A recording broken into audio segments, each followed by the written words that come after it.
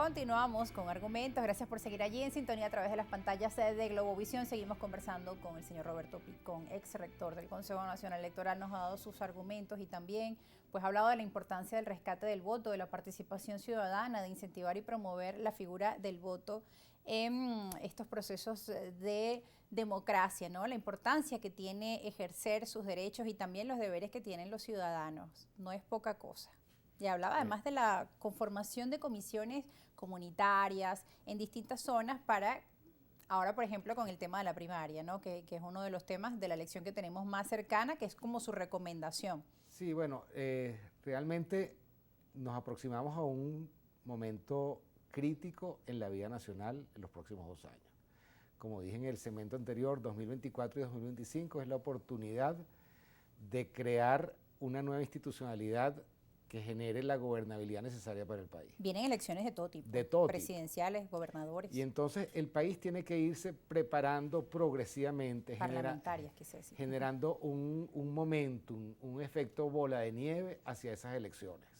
Porque son las elecciones que nos van a permitir finalmente salir de la crisis, reinsertarnos en el proceso de comercio internacional, porque si tenemos unas elecciones que todos reconozcamos, pues el tema de las sanciones ya no tiene ningún sentido, el tema del aislamiento diplomático de Venezuela no tiene sentido y finalmente vamos a poder tener una Asamblea Nacional, una Presidenta de la República, gobernaciones, alcaldías, consejos legislativos y municipales que funcionen correctamente y sean reconocidos por todos. Entonces, hacia ese norte de una institucionalidad reconocida por todos dentro y fuera del país, es que el país tiene que trabajar.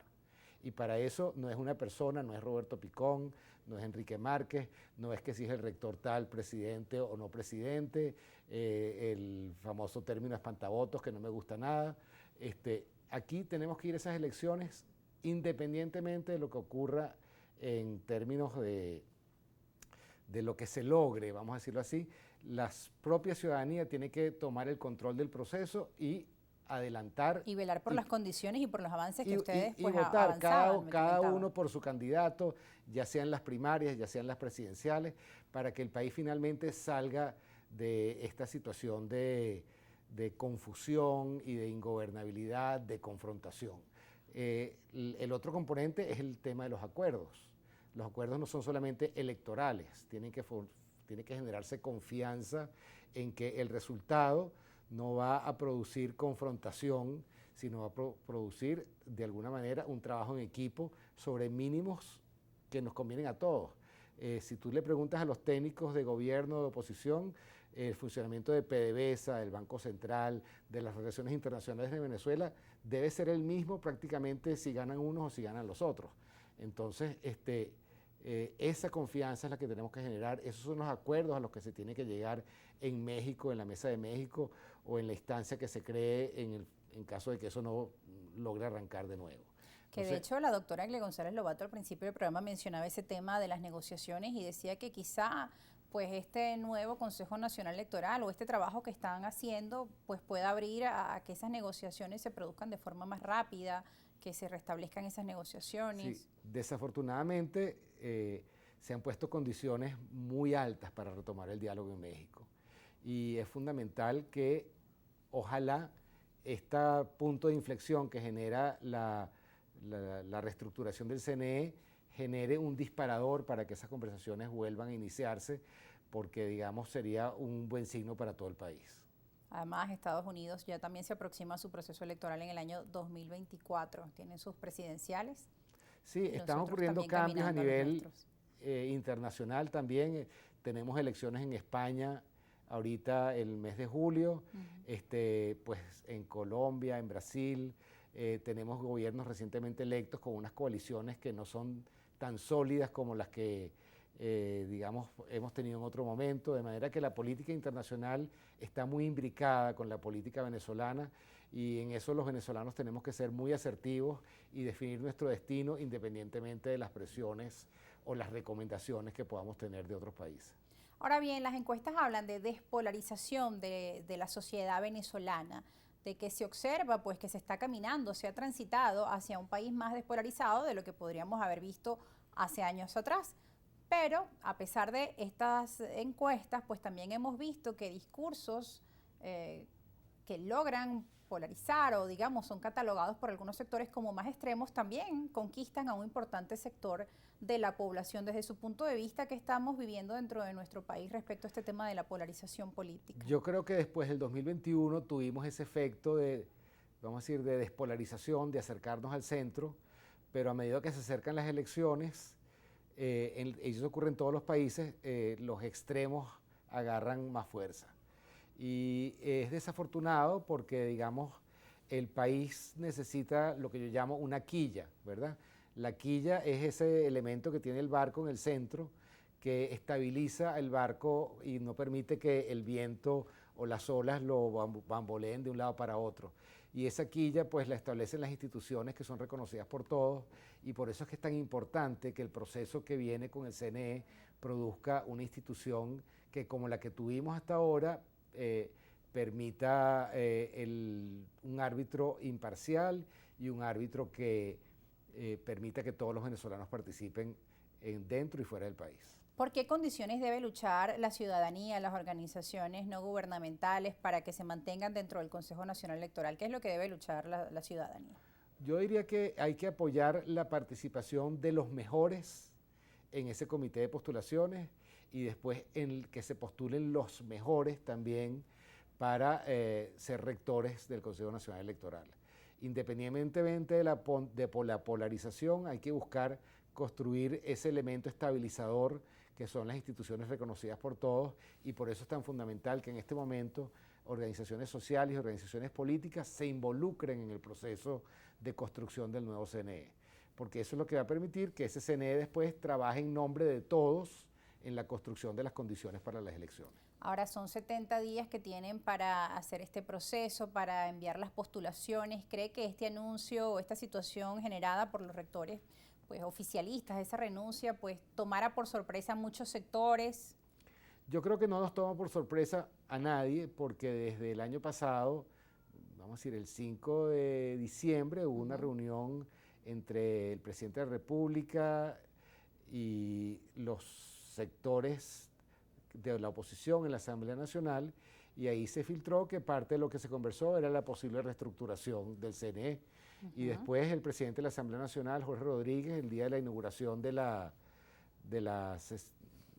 periodo de sesiones, también habló de ese tema. Entonces ha habido, digamos, Estaba en el ambiente, unos rumores permanentes y este escenario era algo que había sido previsto, ¿no? Que para poder justificar esa renovación, pues tendría que ocurrir la renuncia simultánea de un conjunto de rectores. Lo que no sabían era cuándo. ¿Cuándo? Pero bueno, se dio en este momento y es un hecho político que habían renunciado 3 de los 5, incluyendo a Tania Amelio, que había ido a la Asamblea, al Tribunal Supremo, y eso pues nos ponía a los otros 2 en una posición o de confrontar esta decisión o de despersonalizarla y buscar una despolarización, porque de nada servía ponernos a nosotros en el ojo del huracán y convertirnos en unos símbolos que si no llegaban a ser ratificados, podía ser visto como una derrota de algún sector. Ahorita, pero si habían pensado también en mantenerse en esa resistencia, no, ¿estaba dentro de sus opciones? Era una opción, pero digamos, evaluándolo fríamente, dijimos, lo mejor es que nosotros compitamos con los otros que pueden también sentirse calificados. Y si quedamos bien y si no quedamos también, porque siempre hay posiciones donde nosotros podamos estar para apoyar este proceso de una elección que puede ser reconocida por todos los venezolanos.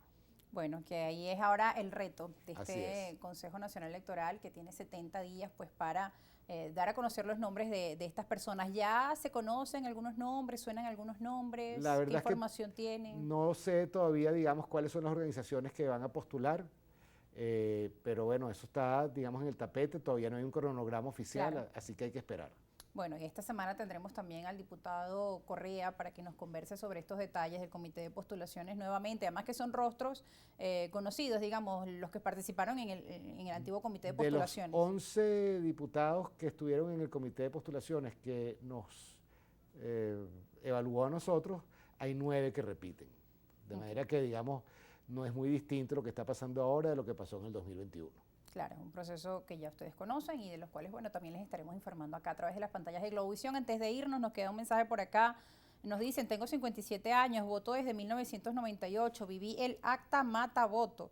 Lo de verdaderas garantías electorales es un mito, una matriz de opinión que opositores pretenden instaurar históricamente en el país. ¿Los de las garantías electorales es un mito, doctor? Para nada, está garantizado por, digamos, una auditoría, una cadena de auditorías, que el voto en Venezuela, el voto automatizado en Venezuela, es universal, directo y secreto, y que se garantiza el principio de un elector, un voto.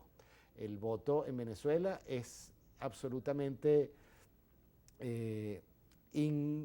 inmanejable, intocable, en el sentido de que una vez que la persona deposita su voto en la máquina de votación, ahí no interviene nada hasta que se totalice y se produce el resultado. Y eso es vigilado por un grupo de auditores académicos y profesionales de los partidos políticos que garantizan que hay una cadena de confianza sobre las máquinas de votación, sobre los programas y sobre los datos. Bueno, aquí nos llega una última pregunta. Aníbal Gómez, ¿quién los obligó a ellos dos, Márquez y Picón, a renunciar? Usa la etiqueta argumentos. Bueno, ellos han venido explicando que nadie nos obligó, fue una decisión autónoma en función de permitir un proceso despolarizado y despersonalizado de nuestras personas, sino que se tome la mejor decisión independientemente de nuestra participación. Y que aclare si trabaja o no con Capriles. He conocido a Capriles desde hace mucho tiempo, pero para nada soy su empleado. Bueno, gracias a toda nuestra audiencia por participar. Lamentablemente, pues ya el tiempo se nos acabó. Agradecemos su espacio y darnos sus argumentos respecto a la renuncia. Muchas gracias, Rosa. Muchas gracias a usted, gracias a ustedes por estar en sintonía de Argumentos a través de la señal de Globovisión. Los invitamos a que vea este espacio a las 11 de la noche si se perdió una parte o no llegó a tiempo, y también a través de nuestro canal de YouTube Argumentos GB. Ahí usted encontrará estas y otras entrevistas. No se aparten, recuerde seguir a través de la señal de Globovisión toda la información que tenemos para ustedes, y también en nuestro portal web www.globovision.com. Será hasta una nueva edición. Chao.